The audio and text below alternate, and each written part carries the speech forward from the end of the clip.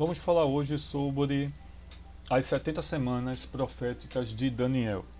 70 semanas estão determinadas sobre o teu povo e sobre tua santa cidade, para extinguir a transgressão, dar fim aos pecados e expiar a iniquidade e trazer a justiça eterna, e selar a visão e a profecia e ungir o santo dos santos. Daniel 9 e 24.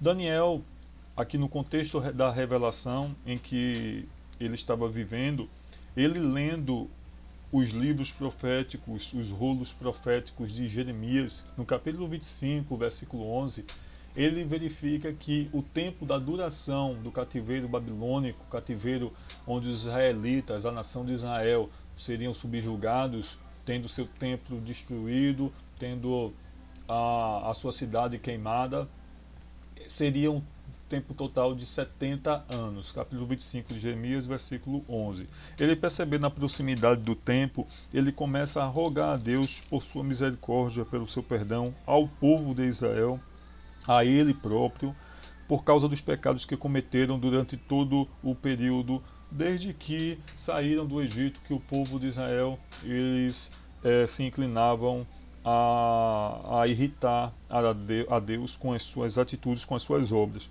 Então, o Senhor permite que eles sejam levados em cativeiro para a Babilônia, e esse tempo de 70 anos iria passar sobre eles em Babilônia.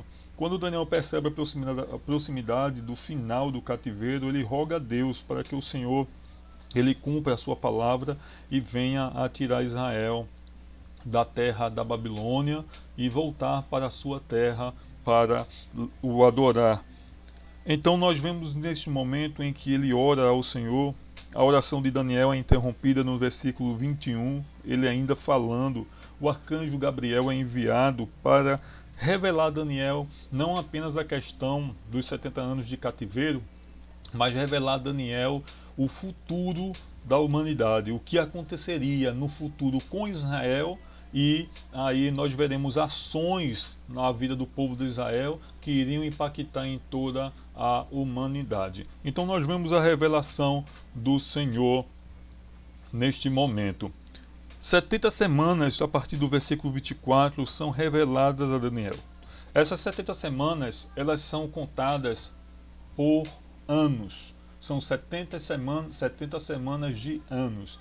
Cada semana equivale a 7 anos. Portanto, o período em que Deus iria cumprir o seu propósito sobre o povo de Israel, versículo 24, 70 semanas estão determinadas sobre o teu povo, Israel, e sobre a tua santa cidade, Jerusalém, para extinguir a transgressão, dar fim aos pecados, expiar a iniquidade, trazer a justiça eterna, selar a visão e a profecia e ungir o Santo dos Santos. Então, esses objetivos seriam cumpridos nestes 490 anos ou 70 semanas de anos. Estas 70 semanas de anos, elas são divididas em 3 períodos. No primeiro período, existem as 7 semanas, que somam 49 anos. O segundo período, 62 semanas, de 434 anos. E o terceiro período, uma semana, de 7 anos. O objetivo das 70 semanas estão diretamente ligados ao povo de Israel. Então é Deus tratando com o povo de Israel, e é lógico que nesta tratativa irá envolver por abrangência o mundo inteiro, visto que Israel é um relógio, o relógio escatológico de Deus, conforme os estudiosos assim colocam e dizem. Então nós vemos que essas 70 semanas elas foram determinadas para que Deus fizesse acontecer toda a sua vontade. Estas 70 semanas, divididas nesses 3 períodos, estão no versículo 25 e no versículo 27. Diz o versículo 25: sabe e entende, desde a saída da ordem para restaurar e para edificar Jerusalém até ao Messias, o príncipe, 7 semanas e 62 semanas. Então vemos o primeiro período aqui determinado. O primeiro período ele iria se iniciar a partir da ordem, a saída da ordem para restaurar Jerusalém. Este é o primeiro período. E para edificar Jerusalém, restaurar e edificar Jerusalém. Então, esse primeiro período ele começa com o decreto de Artaxerxes para restaurar Jerusalém em 457 a.C. Neste período, o período, no caso, a Babilônia ela cai, o Império Medo-Persa assume e Artaxerxes ele manda que Jerusalém seja restaurada, seja reedificada. Então nós veremos detalhes dessa reedificação, dessa restauração, lá nos livros de Esdras e Neemias. Então no ano de 457 há essa ordem. Até restaurar, concluir a restauração, a edificação de Jerusalém, foi em 49 anos, que terminou em 408 a.C. Então o primeiro período está na ordem de Artaxerxes e a conclusão da reedificação, edificação e restauração de Jerusalém. Então o primeiro período nós vemos aqui 49 anos. O segundo período é justamente após a restauração. Essa restauração vai marcar esse segundo período, que é de 62 semanas ou 434 anos. Então, a partir do final da conclusão do primeiro período, inicia-se o segundo período de forma sequencial. Então, a partir daí, começa-se a contar 434 anos, até o início do ministério de Jesus, no ano 27 depois de Cristo. Vamos ver aí alguma divergência em relação ao ano em 27 ou 26, devido ao erro no calendário gregoriano, que aí usurpa 3 dias, 3 anos digo, e há uma diferença, mas nada que invalide ou nada que comprometa os dados históricos comprovados por diversos autores, diversos teólogos e arqueólogos também. Então, Jesus ele aparece aí como Messias.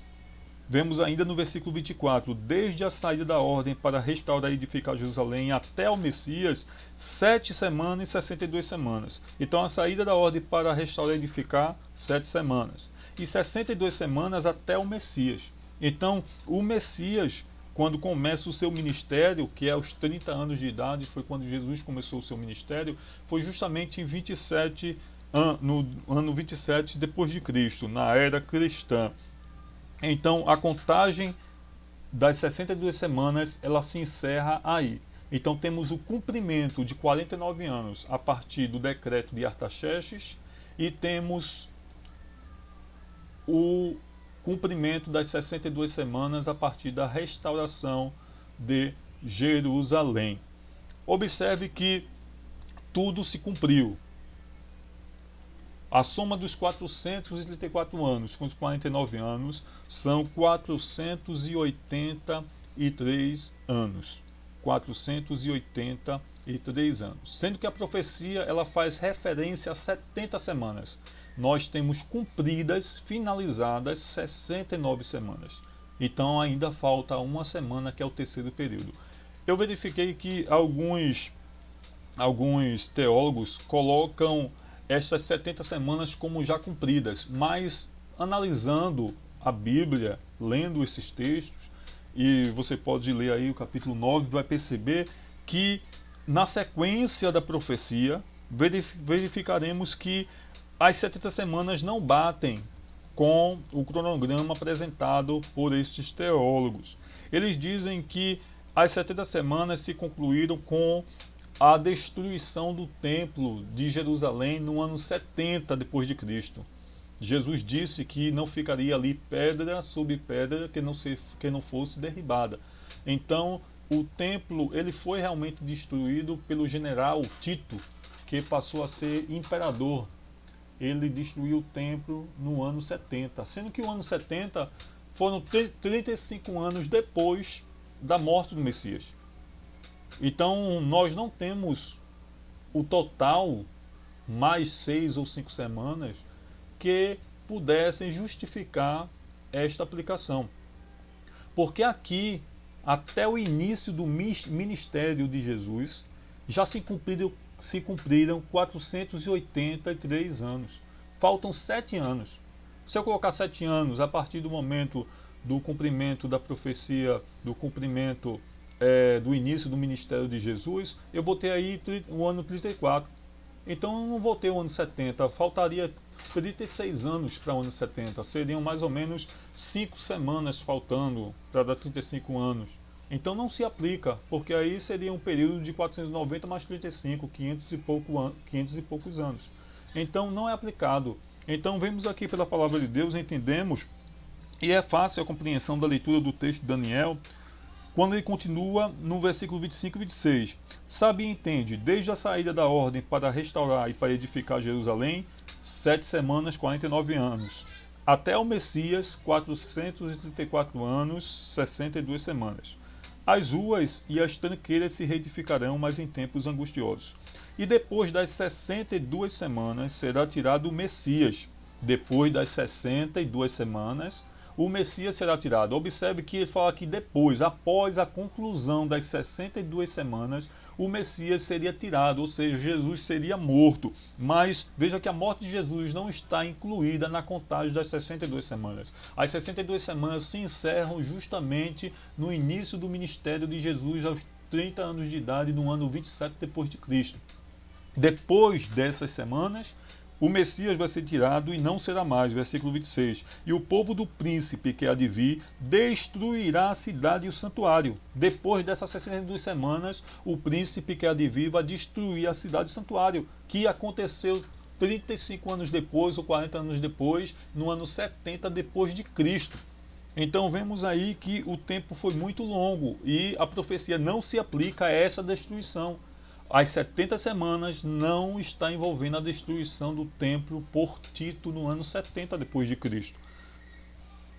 Continuando no versículo 26 diz: o príncipe que há de vir destruirá a cidade e o santuário, e o seu fim será como inundação, e até o fim haverá guerra. Estão determinadas assolações. Veja que ele diz que depois das 62 semanas o Messias é morto e também o templo e a cidade são destruídos. Isso é justamente o que acontece no ano 70 depois de Cristo. Ele continua no versículo 27, dizendo: dando continuidade, terminados 62 semanas, morto o Messias, destruído o templo, e ele firmará um concerto. Ele quem? O príncipe que há de vir, com muitos por uma semana.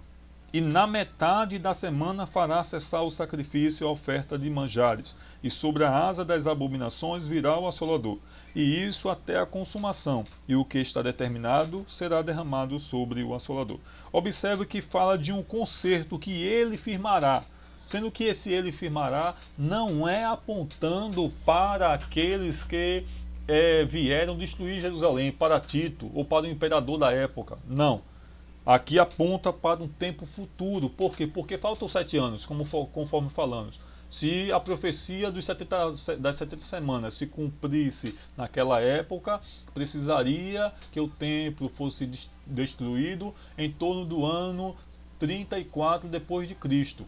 Aí sim seria aplicado, mas não aconteceu assim. Foi destruído no ano 70. Então sai da cronologia das 70 semanas. Então vemos aí uma reticências, né?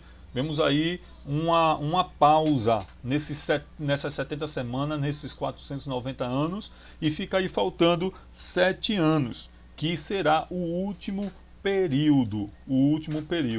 Então, Daniel relata a continuação dos fatos posteriores no versículo 26, conforme nós falamos aqui, e este versículo 27, ele aponta para um novo templo. É o que alguns estudiosos, alguns teólogos, eles divergem, dizendo que não haverá um novo templo. Mas Daniel 27 diz que será necessário um novo templo. Por quê? Porque a oferta de manjares vai ser cortada, os sacrifícios serão cortados. Hoje em Israel, em nossos dias, não tem sacrifícios e oferta de manjares porque o templo não existe. Mas um estudo ou uma programação, um projeto para reconstruir o templo já está em andamento há muito tempo, porque querem reconstruir o templo, mas existem as dificuldades, a mesquita de Omar e tudo mais. Mas a Bíblia fala, Daniel está dizendo aqui no versículo 27, que vai ser cortado o sacrifício e as ofertas de manjares serão impedidos.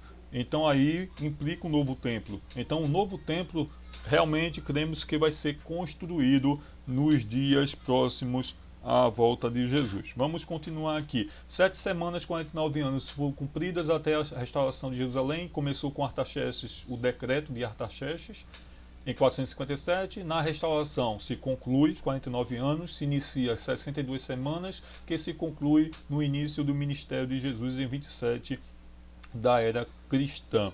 Continuando aqui, nós vemos que esse terceiro período, o primeiro período é o período que falamos aqui de 7 semanas, segundo período é o período de 434 anos, que é as 62 semanas, e o terceiro período é o período que falta, que é uma semana, que são 7 anos. Esta última semana, conforme falamos no versículo 27 do capítulo 9, aponta para um príncipe que há de vir.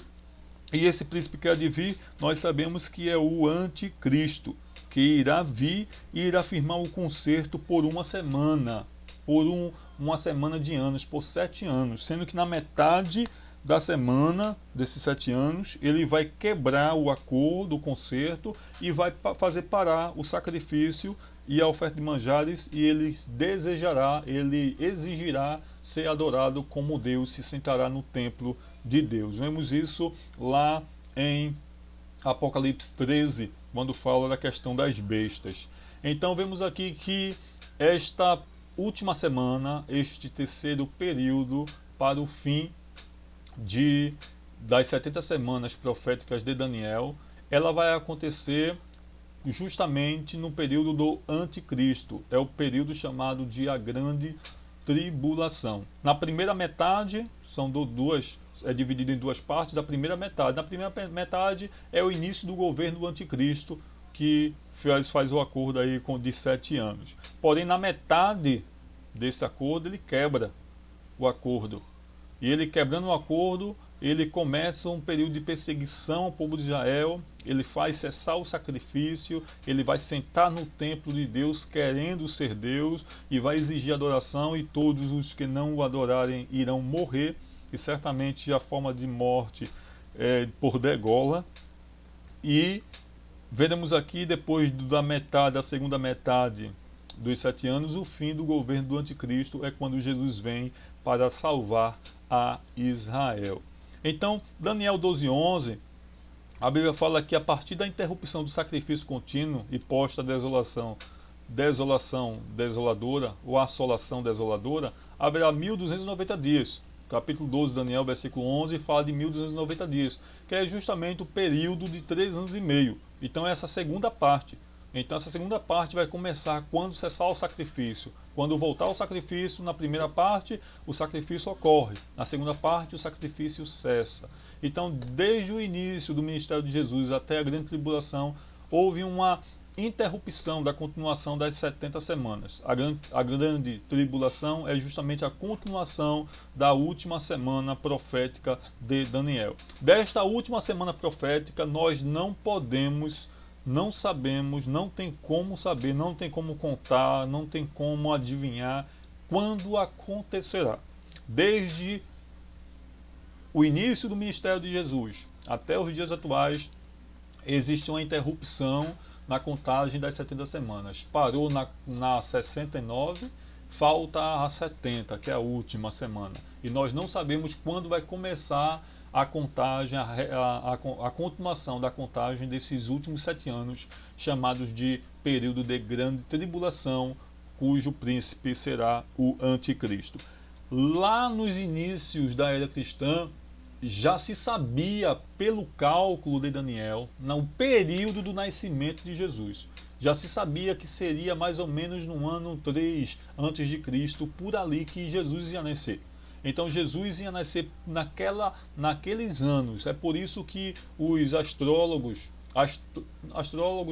pode se chamar de astrólogos, os estudantes, os astrônomos é melhor, os astrônomos, magos, eles procuram saber qual o local do nascimento do Messias. Veja que Herodes manda matar as crianças que tinham nascido ali 2 anos para baixo, porque havia em Israel uma expectativa já calculada pelos os doutores fariseus, pelo tempo profético de Daniel. Então se sabia o período que o Messias ia nascer e se sabia o período que o Messias ia iniciar o seu ministério. Então não se sabia precisamente quantos anos ele iria deixar, com que idade iria deixar, ia ser morto, mas se sabia o nascimento, se sabia o início do ministério. Então o povo de Israel sabia precisamente pela profecia que o Messias iria chegar naquela época em que Jesus nasceu. Se Jesus veio, nasceu na época que Daniel aponta, ele iniciou o ministério na época que Daniel aponta, com a idade correta de 30 anos exigida pela lei, porque ele também é sacerdote. A Bíblia fala que as duas funções de Jesus, ele é rei, ele é sacerdote, e nós vemos aí que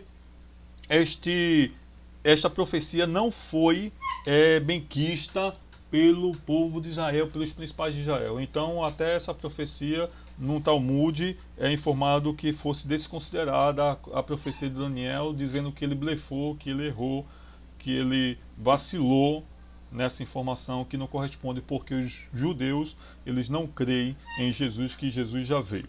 Então nós não sabíamos quando Jesus ia nascer, quando Jesus ia iniciar o seu ministério, mas não sabemos quando irá iniciar o período de grande tribulação, a última semana. Por quê? Porque esse período de grande tribulação, ele só vai iniciar a partir do momento do arrebatamento. A igreja, que é formada por todos aqueles que creram em Jesus como seu Salvador, não é formada por placa, por denominação, é formada por todos aqueles que creram, e só quem conhece essa igreja que é invisível, que engloba todos os que creram em todo o mundo, é Jesus. Esta igreja será arrebatada. E o arrebatamento é justamente o acontecimento que inaugura a continuação da contagem das 70 semanas proféticas de Daniel. O arrebatamento vai inaugurar, por quê? Porque a igreja não vai passar pela grande tribulação. Por quê? Porque as 70 semanas, a última semana, é para Israel, não é para a igreja. Para a igreja o Senhor preparou outro plano. Então o arrebatamento é a segunda vinda de Jesus. E nessa segunda vinda de Jesus, a primeira vinda foi quando ele veio em carne. Ele veio, nasceu, morreu, ressuscitou e foi para o céu. Capítulo 1 de Atos nós vemos Jesus subindo aos céus e os anjos dizendo que ele iria voltar. Então essa volta é chamada de segunda vinda do Senhor. Então nessa segunda vinda de Jesus, que irá inaugurar justamente o período do anticristo, o período da grande tribulação, nenhum olho o verá. Então Jesus não vai voltar para todos verem. Nós cantamos aquele corinho do raio, como um relâmpago que sai do Oriente e se mostra no Ocidente, assim há de ser a vinda do Filho do Homem, mas isto se aplica ao reino milenial, que é a terceira vinda de Jesus, justamente no final da grande tribulação. Nós não iremos falar sobre o milênio. Então essa terceira vinda, todo olho vai ver, porque Jesus vai vir de forma visível lá no Monte das Oliveiras em Israel, vai lá e todo mundo vai ver Jesus, o próprio Jesus a quem todos passaram, verão ele. Então, nessa terceira vinda, todo olho verá. Na segunda vinda, ninguém vê, ninguém percebe Jesus, ninguém olha Jesus com os olhos físicos. A segunda vinda ela vai ser marcada por alarido, voz de arcanjo e trombeta de Deus. Essa segunda vinda vai ser muito barulho, mas no âmbito espiritual. No âmbito aqui terreno físico, nós não escutaremos com os nossos ouvidos carnais. As pessoas não verão com os seus olhos. Então, nessa segunda vinda, tudo acontece no plano espiritual. E os ouvidos espirituais precisam estar abertos. Por isso que Jesus disse, quem tem ouvidos para ouvir, ouça. Todos têm ouvidos, mas ouvidos espirituais abertos não são todos os que têm. Então, a grande tribulação, no capítulo 4, a partir do versículo 13 da primeira carta aos Tessalonicenses, você vai ver que ela é dividida em duas partes. Jesus vem, há alarido, voz de arcanjo, a trombeta de Deus é tocada. Em primeiro lugar, os mortos em Cristo vão ressuscitar. Em sequência, isso já imediatamente, não é um tempo demorado não, é imediatamente, os vivos serão transformados. Tudo isso vai acontecer, capítulo 15, versículo 52 de 1 Coríntios, diz que vai ser num piscar de olhos. Então, primeiro os mortos ressuscitam, os vivos serão transformados. Então, segue-se a sequência: vivos, mortos, ressuscitados, vivos transformados, indo se encontrar com Jesus nos ares. Nesse encontro com Jesus nos ares, nós iremos para o tribunal de Cristo. Do tribunal de Cristo, que só vai participar do tribunal de Cristo para o recebimento do seu galardão conforme as suas obras, aqueles que foram salvos. Todos os salvos participarão do tribunal de Cristo. E depois da festa das bodas do Cordeiro. Tá certo? Então é encontro com Jesus nos ares, tribunal de Cristo e festa das bodas do Cordeiro. Daí aqui na terra se inicia a grande tribulação do período de 7 anos. As características do arrebatamento é que ele será, primeiro, imprevisível, conforme falamos, Mateus capítulo 24, versículo 36, daquele dia e hora ninguém sabe. Então nós não sabemos quando vai acontecer. Várias pessoas já apareceram com ideias de fazer contagem e querer adivinhar. Não, mas é tolice. Não pode, porque Jesus disse, daquele dia e hora ninguém sabe. Na continuação do versículo, você vai ver que nem os anjos, nem o Filho, somente o Pai sabe o dia e a hora em que o Filho há de voltar em sua segunda vinda para arrebatar a igreja. Imprevisível. Na segunda característica é que ela será invisível, ou seja, não será visto a olho nu, conforme falamos. No arrebatamento, nenhum olho o verá. Será na ação espiritual, e só quem tem os sentidos espirituais aguçados estão em pé diante do Filho do Homem. Só estes que ouvem a Deus, ouvem a Jesus, eles poderão ouvir o som da trombeta e serão transformados ou serão ressuscitados, aqueles que morreram desta forma fiéis ao Senhor. E terceira característica será incomensurável, ou seja, não poderá contabilizar em tempo humano. Será num abrir e fechar de olhos, 1 Coríntios 15, 52. Ninguém poderá ver este momento, contabilizar esse momento, porque aqui na terra será de repente, mas no âmbito espiritual ele terá toda uma sequência de fatos que irão se desdobrando no mundo espiritual, onde o tempo humano não conta. O arrebatamento precederá a grande tribulação, conforme falamos. No capítulo 2 de Tessalonicenses, versículos 6 a 8, fala que o Espírito Santo detém o ministério da injustiça, detém o mistério da injustiça, detém o anticristo. É a presença do Espírito Santo de Deus. Estamos na era desta graça, do Espírito Santo de Deus, que ele veio, Jesus foi para o céu, mas Jesus disse, vou enviar outro do Consolador para que esteja convosco e em vós. Então o Espírito Santo veio para estar dentro da igreja, no meio dela. Falo igreja, falo pessoa, não falo templo.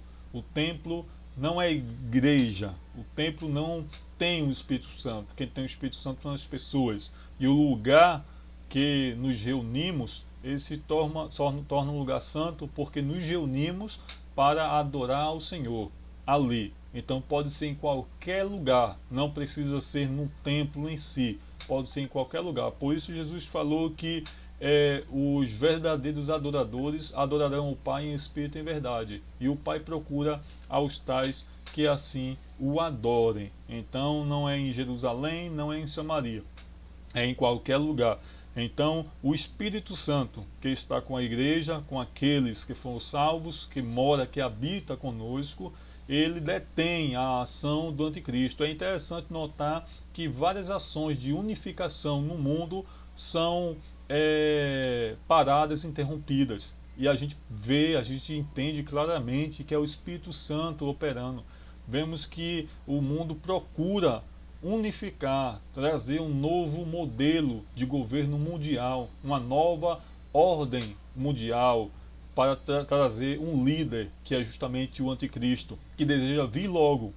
Mas o tempo, quem vai dizer é Deus. E o Espírito Santo, ele detém este tempo. E será que quando o Espírito Santo tiver o seu período interrompido, o Espírito Santo vai parar no seu período e estar atuando. Então ele vai ter esse período interrompido, vai ser tirado do meio. O versículo 7 do capítulo 2 de 2 Tessalonicenses diz que será tirado do meio. Aí sim a igreja sai daqui com o Espírito Santo e no mundo chega o espírito do anticristo atuando de forma completa, porque é o seu tempo, é o seu período, e este homem, ele vem segundo a eficácia de Satanás, e ele vai fazer tudo o que quer, até maravilhas, prodígios, até milagres. Ele vai fazer muita coisa e enganar o mundo nesses 7 anos que lhe restam. Então, aos que esperam em Cristo, aos que aguardam em Cristo, a Bíblia nos fala no livro de Apocalipse, capítulo 3, que eis que venho sem demora, guarda o que tens, para que ninguém tome a tua coroa. Então é esta mensagem que deixamos para cada um de vós. Maranata, ora vem, Senhor Jesus. Que Deus nos abençoe, nos ajude a estarmos aguardando a vinda do Senhor Jesus, a estarmos com os nossos ouvidos abertos e preparados para a vinda do Senhor Jesus. Ele está perto de voltar, os sinais mostram que ele está próximo, nós não sabemos a data, mas sabemos que ele vai voltar. E ele disse quando estaria próximo da sua vinda. E vemos esses sinais se multiplicarem de uma forma veloz na terra, e estamos aguardando Jesus hoje. Que Deus abençoe a sua vida, abençoe as nossas vidas, e que venhamos a nos encontrar no céu com o Senhor Jesus. A paz do Senhor a todos, até a próxima.